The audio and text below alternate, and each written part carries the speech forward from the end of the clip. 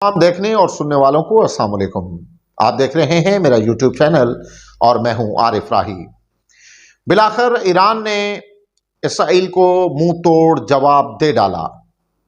اسرائیل نے ایک لمبے عرصے سے غزہ پر جو بمباری کی اور غزہ کو ملیا میٹ کر کے رکھ دیا، وہاں پر بچے کیا، بوڑھے، جوان، عورتیں، ہر طرح کے شخص کو اسرائیل نے جو ہے وہ قتل کرنے میں جو ہے کمی نہیں کی۔ ہاسپٹلز کا محاصرہ کر کے وہاں پر زخمی افراد کو جو ہے انہوں نے قتل کیا۔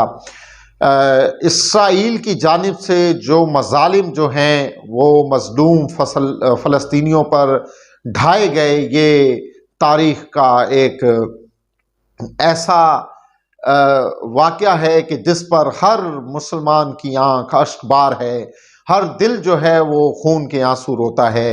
اور بالآخر آج ایران نے جو ہے وہ قدم اٹھایا ہے۔ یوں تو مسلمانوں کے چاروں طرف سے آبادیاں ہیں۔ یمن جو تھا وہ مسلسل حمایت کر رہا تھا غزہ کی اور فلسطینیوں کی، لیکن آج جو گزشتہ رات گزری ہے اس میں ایران نے جو ہے وہ بھرپور جواب دیا ہے، اور ایران نے 300 کے قریب جو ہیں ڈرون اور میزائلز کے ساتھ حملہ کیا اسرائیل پر، اور اسرائیل کی جو ہے وہ بڑی تعداد میں نقصان کا جو ہے وہ بتایا جا رہا ہے۔ لیکن اسرائیلی میڈیا جو ہے وہ اس بات کو چھپا رہی ہے کہ کہیں یہ بات باہر نہ نکلے کہ ان کا کوئی نقصان ہوا ہے۔ وہاں جس طرح سے لوگ چیخیں مارتے ہوئے نکل آئے اور بینکروں میں گھس رہے تھے، جو اسرائیل ہے اس نے یہ کیا ہوا ہے کہ اس نے بینکرز بنائے ہوئے ہیں زیر زمین، جہاں پر ان کے لوگ جو ہیں وہ چھپتے ہیں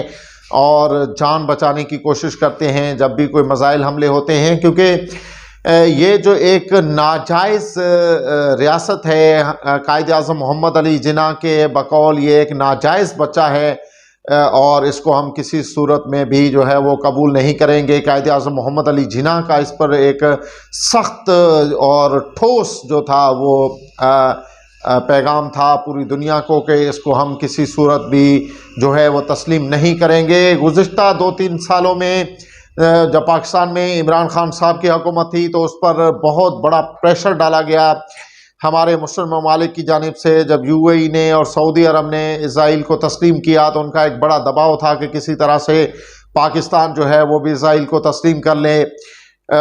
نواز شریف کے دور حکومت میں کچھ وفود جو تھے وہ حکومتی سطح پر جو ہے اسرائیل کا دورہ کرتے رہے، ان کی خبریں بھی ہمارے سامنے آئیں، لیکن پھر ہم نے دیکھا کہ 2023 میں یک جو تھا فلسطین پر جو ہے غزہ پر حملہ کر دیا گیا اسرائیل کی جانب سے۔ بلند و بالا عمارتیں ہوں، ہاسپٹلز ہوں، اسکول ہوں، یہاں تک کہ وہاں کے آنے والے مناظر اور وہاں سے آنے والی تصاویر کو دیکھنا کسی حوصلے کی بات تھی، کیونکہ وہ دیکھے نہیں جاتے تھے۔ دل اور آنکھ خون کے آنسو روتی تھی ایسے مناظر دیکھ کر، اور مسلسل جو تھا وہ اسرائیل مڑ نہیں رہا تھا اور مظالم پہ مظالم ڈھا رہا تھا۔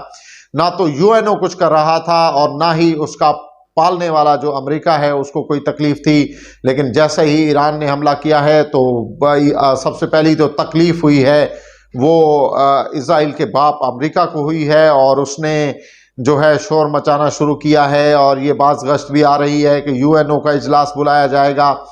اور اب یہ چیزیں کیوں ظاہر ہو رہی ہیں، لیکن اس کے ساتھ ایک جو ہمارے مسلم ممالک ہیں جو اس وقت کچھ پاور رکھتے ہیں، طاقت رکھتے ہیں، ان کی خاموشی جو ہے وہ بھی بہت خطرناک ہے، کیونکہ کہا جاتا ہے کہ ظلم کے خلاف خاموش رہنا جو ہے وہ بھی برابر میں شریک ہونے کے مترادف ہے۔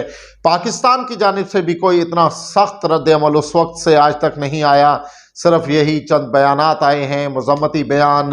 حالانکہ مسلمانوں کی ایک جو بڑی تنظیم ہے OIC، اس کو چاہیے کہ تھا کہ وہ کوئی اجلاس کرتی اور وہ جو مظلوم فلسطینی ہیں ان کی آواز بلند کرتی، لیکن وہ آواز وہاں سے OIC سے بھی نہیں آئی، اور مسلم ممالک جو ہیں انہوں نے اکٹھا ہو کر متحد ہو کر کوئی دنیا کو پیغام نہیں دیا، کیونکہ دوسرے نمبر پر جو سب سے بڑی آبادی ہے وہ مسلمانوں کی ہے دنیا میں، اور مسلمانوں یہ نہیں ہے کہ پیسے میں کمزور ہیں یا کسی وجہ سے، لیکن نہ جانے کیوں کس وجہ سے جو ہے وہ اسرائیل کی حمایت اور جو ہے میں ہوتے ہیں اور اس کے خلاف نہیں جاتے. شاید انہیں اپنے کاروبار یا دیگر چیزوں کا جو ہے وہ مسئلہ ہے. حالانکہ اللہ رب العزت کے احکامات ہیں کہ وہ جسے چاہے جتنا چاہے رزق دے گا اور یہ کافر کچھ نہیں کر سکتے.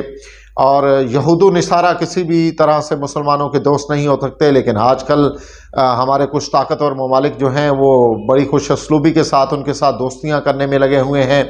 بہرحال ایران کا یہ جو قدم ہے اس کو جتنا جو ہے اس کی ستائش کی جائے, اس کو جتنا قابل تحسین کہا جائے, یہ اتنا ہی بہتر ہوگا. کیونکہ کل کے اس حملے کے بعد جو فضائیہ تھی جو مسلسل حملے کر رہی تھی غزہ پر, وہ بھی وہاں سے بھاگ نکلی ہے غزہ سے.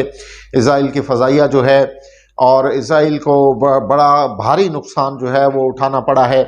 اصل میں اس میں ایک چیز اور بھی ہے کہ اسرائیل نے جو تھا وہ دمشق میں ایران کے سفارت خانے کو نشانہ بنایا تھا, جہاں اسرائیل سمیت ایران کے جو تھے سفارتی عملہ جو تھا وہ شہید ہوئے تھے, اس کے کافی سارے لوگ. تو اس کے رد عمل میں آج ایران نے جو ہے وہ بھرپور جو ہے وہ طاقت کا مظاہرہ کیا, اور مسلمانوں کو اسی طرح سے طاقت کا مظاہرہ کرنا چاہیے تاکہ دشمن پر ہیبت طاری رہے. کیونکہ اسلام میں جہاد کا حکم ہے اور جہاد ہر مسلمان پر فرض ہے, اور مالی بھی اور جانی بھی ہر طرح سے جہاد جو ہے وہ کرنا چاہیے. اور ایران کے اس حملے کے بعد روس نے بھی یہ پیغام دیا ہے کہ یہ جنگ اگر تیسری جنگ عظیم کی طرف بڑھی تو پھر اس میں دو گروپ ہوں گے. ایک طرف نیٹو ہوگا, برطانیہ ہوگا, امریکہ اور اسرائیل ہوگا, اور دوسری جانب چین اور اس میں روس ہوگا, ایران ہوگا, اور دیگر ممالک جو ہیں وہ شامل ہوں گے, اور دنیا دو حصوں میں بٹے گی. اور اس کے بعد جو ہے یہ جنگ جو ہے وہ بہت خطرناک ہو جائے گی. اس لیے روس نے بھی خبردار کیا ہے کہ فی الفور اسرائیل کو چاہیے کہ وہ اپنے قدم پیچھے ہٹائے اور غزہ پر جو ہے وہ ایسی کارروائیاں جو ہیں وہ روکی جائیں. بہرحال ایران کی اس حمایت کی مسلمانوں کو تائید کرنی چاہیے, اور اس پر جو ہے مسلمانوں کے لیے ایک خوشائند لمحہ ہے, تاکہ اس طرح کے حملوں سے غزہ کے مسلمانوں کو کچھ ریلیف مل سکے اور ان کے جو ہے پسپا ہو اسرائیل. آج کے اس پروگرام میں بس یہی چند باتیں جن پر ہم نے آپ سے تبصرہ کیا. اپنا اور اپنے پیاروں کا رکھیے گا خیال. اللہ نگہبان.